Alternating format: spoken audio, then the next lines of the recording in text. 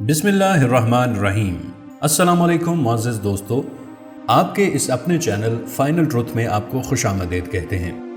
آج کی زیر نظر ویڈیو میں ہم دیکھیں گے کہ پاک فضائیہ نے بھارتی جہاز کیسے مار گرائے، BVR میزائل کیسے کام کرتے ہیں اور ابھینندن کا جہاز کس میزائل سے گرایا گیا اور اس کی خصوصیات کیا ہیں۔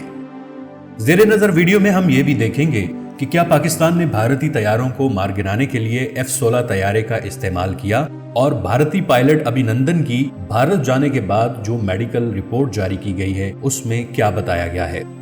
دوستو، دفاعی تجزیہ کار ایئر مارشل ریٹائرڈ شاہد لطیف نے بھارتی فضائیہ کے طیاروں کی تباہی اور پاک فضائیہ کے JF-17 تھنڈر طیاروں سے متعلق بات کی۔ انہوں نے ڈاگ فائٹ سے متعلق پوچھے گئے ایک سوال کے جواب میں کہا کہ ڈاگ فائٹ کو عام طور پر کلوز کامبیٹ کہتے ہیں۔ ایک وقت تھا جب ہمارے پاس شارٹ رینج کے میزائل تھے، اس وقت ڈاگ فائٹ اس لیے ہوتی تھی کیونکہ اس میزائل کی رینج کم تھی۔ میزائل فائر کرنے کے لیے ڈاگ فائٹ کے ذریعے طیاروں کو ٹارگٹ کے قریب آ کر فائر کرنا پڑتا تھا۔ اگر آپ محدود رینج میں نہیں ہیں تو میزائل فائر نہیں کیا جا سکتا۔ اس طرح سے میزائل فائر کرنے کا بھی ایک طریقہ تھا۔ ٹارگٹ کو ایک مخصوص اینگل یا پھر طیارے کی دم کی طرف سے نشانہ باندھ کر میزائل فائر کیا جاتا تھا۔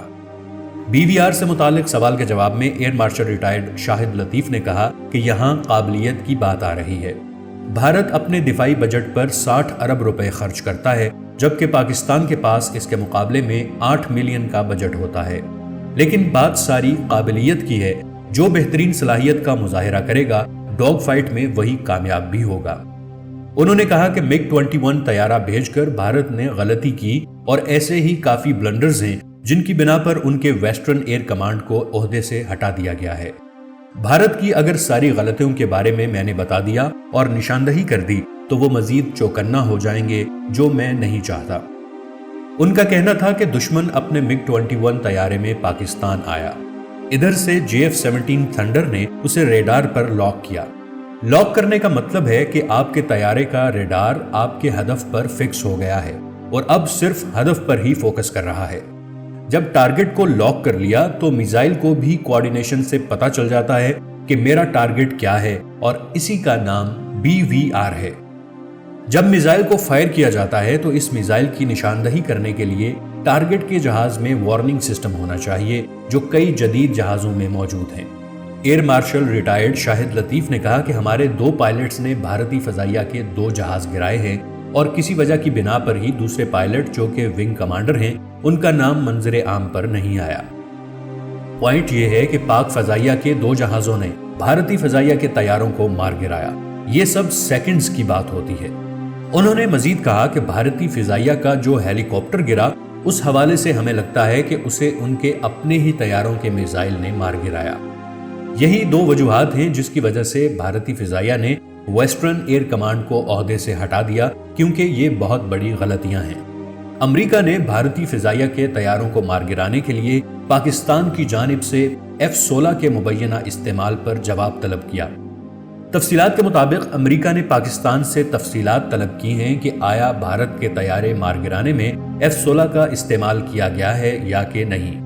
وفاقی دارالحکومت اسلام آباد میں موجود امریکی سفارت خانے کے مطابق اگر پاکستان نے بھارتی طیاروں کو مار گرانے کے لیے امریکہ میں بنے F-16 طیارے کا استعمال کیا تو اس وجہ سے امریکہ اور پاکستان کے مابین F-16 طیارے کی فروخت کا معاہدہ متاثر ہو سکتا ہے۔ واضح رہے کہ پاکستان نے بھارتی طیاروں کے خلاف کارروائی میں F-16 طیارے استعمال کرنے کی خبروں کی تردید کی تھی۔ امریکی سفارت خانے کے مطابق ہم ان اطلاعات سے بخوبی واقف ہیں اور اس حوالے سے مزید معلومات حاصل کر رہے ہیں۔ سفارت خانے کے مطابق F-16 طیارے جیسے دفاعی آرٹیکلز کے غلط استعمال کے الزامات کو سنجیدگی سے دیکھتے ہیں۔ واضح رہے کہ بھارت نے دعویٰ کیا تھا کہ بھارتی طیاروں نے پاک فضائیہ کا F-16 طیارہ 27 فروری کو مار گرایا، لیکن DGISPR میجر جنرل آصف غفور نے 27 فروری کو کی جانے والی پریس کانفرنس میں بھارتی الزامات کو مسترد کر دیا تھا اور واضح بیان دیا تھا کہ بھارت نے اس کارروائی میں F-16 طیارے کا استعمال ہی نہیں کیا، لہٰذا بھارتی دعوے جھوٹ پر مبنی ہیں۔ پاکستان کا F-16 طیارہ گرانے کا دعویٰ بھارت کو مہنگا پڑ گیا تھا، کیونکہ بھارت کا دعویٰ جھوٹا ثابت ہونے پر امریکی جنگی طیارہ F-16 بنانے والی کمپنی لاک ہیڈ مارٹن نے جھوٹے بھارتی دعوے کے خلاف مقدمہ کرنے کا اعلان کیا تھا۔ طیارہ ساز کمپنی کے مطابق پاکستان میں تمام F-16 طیارے گنتی میں پورے اور محفوظ حالت میں موجود ہیں۔ طیارہ ساز کمپنی کا کہنا ہے کہ بھارت نے یہ بیان اپنے سیاسی فائدے کے لیے دیا ہے اور F-16 کی عالمی ساکھ کو داؤ پر لگا دیا ہے۔ کمپنی کا مزید کہنا تھا کہ وہ اپنی ساکھ کو متاثر کرنے کی کوشش پر بھارت کے خلاف ہرجانے کے دعوے کا حق محفوظ رکھتے ہیں۔ اس حوالے سے ایک اور خبر بھی سامنے آئی کہ بھارتی حکومت اور ان کی خفیہ ایجنسیوں نے ایک اور گھناؤنی سازش رچا لی ہے، جس کے تحت پاکستان کو بدنام کرنے اور اپنے عوام کو مطمئن کرنے کے لیے افغانستان سے F-16 جنگی طیارے کا سکریپ لا کر اسے پاکستانی F-16 بنا کر پیش کرنے کی منصوبہ بندی کی گئی ہے۔ تاہم بھارت کی یہ کوشش بھی دوسری کوششوں کی طرح ناکام ہو گئی ہے۔ دوستو، دوسری طرف بھارتی پائلٹ ونگ کمانڈر ابھینندن کے بھارت میں کیے جانے والے ٹیسٹ اور MRI کی رپورٹ سامنے آ گئی ہے، جس میں کوئی مشکوک پہلو نظر نہیں آیا۔ میڈیکل رپورٹ کے مطابق ابھینندن کی ریڑھ کی ہڈی کے نچلے حصے پر چوٹ آئی ہے، جو ممکنہ طور پر طیارے سے چھلانگ لگانے کے دوران لگی۔ طیارہ تباہ ہونے کے بعد ابھینندن آزاد کشمیر کے علاقے میں گرا، جہاں مقامی افراد نے بھارتی پائلٹ کو تشدد کا نشانہ بنایا۔ میڈیکل رپورٹ کے مطابق ابھینندن کی پسلی پر بھی چوٹ آئی ہے، جس کی وجہ مشتعل ہجوم کی جانب سے کیا گیا تشدد تھا۔ بھارتی میڈیا کی رپورٹ کے مطابق ابھینندن کے ابھی مزید ٹیسٹ اور طبی معائنے ہوں گے۔ بھارتی پائلٹ کے مزید ٹیسٹ بھی دہلی کے آرمی ہسپتال ریسرچ اینڈ ریفرل سینٹر میں ہوں گے۔ واضح رہے کہ اس سے قبل یہ اطلاع موصول ہوئی تھی کہ بھارتی پائلٹ ابھینندن بھارت جانے کے باوجود اپنے بیان پر قائم رہا اور اعتراف کیا کہ پاک فوج کی جانب سے اسے کسی قسم کے تشدد کا نشانہ نہیں بنایا گیا، جس کی تصدیق ابھینندن کی میڈیکل رپورٹ سے بھی ہو گئی ہے، جس میں شک کے لائق کوئی پہلو نہیں ہے۔ لیکن بھارتی پائلٹ ابھینندن کو ان کا اپنا ملک اور اس کے حکام اب شک کی نگاہ سے دیکھ رہے ہیں۔ بھارتی پائلٹ ابھینندن کے بارے میں بھارتی خفیہ ایجنسیوں کو شک ہے کہ اس نے پاک فوج کے افسران کے دباؤ میں آ کر بھارتی افواج سے متعلق کہیں اہم راز نہ اگل دیے ہوں۔ یہی وجہ ہے کہ بھارتی پائلٹ ابھینندن اس وقت بھارتی خفیہ ایجنسیوں کی حراست میں ہے اور اسے جبری ریٹائرمنٹ بھی دے دی گئی ہے۔ اس سے جواب طلبی کی جا رہی ہے کہ اس نے پاک فوج کے حق میں کیوں ویڈیو بیانات ریکارڈ کروائے۔ یاد رہے کہ جمعہ کے روز بھارتی پائلٹ ابھینندن کو پاکستان نے جذبہ خیر سگالی کے تحت واہگہ بارڈر پر بھارت کے حوالے کر دیا تھا۔ مقبوضہ کشمیر کے ضلع پلوامہ میں 14 فروری کو ایک کار خودکش دھماکے میں 40 بھارتی فوجی ہلاک ہوئے تھے، جس کا الزام بھارت نے براہ راست پاکستان پر عائد کیا تھا۔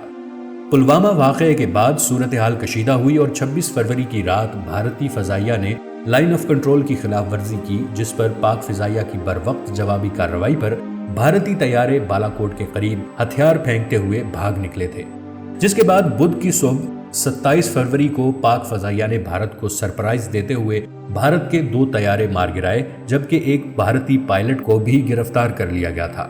پاک فوج نے ابھینندن کو مشتعل ہجوم سے بچایا اور حراست میں لے لیا تھا۔ بھارتی پائلٹ ونگ کمانڈر ابھینندن کی گرفتاری کے بعد سے بھارتی میڈیا میں یہ چرچا تھا کہ پاکستان اب پائلٹ کی رہائی کے لیے بھارت کے سامنے شرائط رکھے گا۔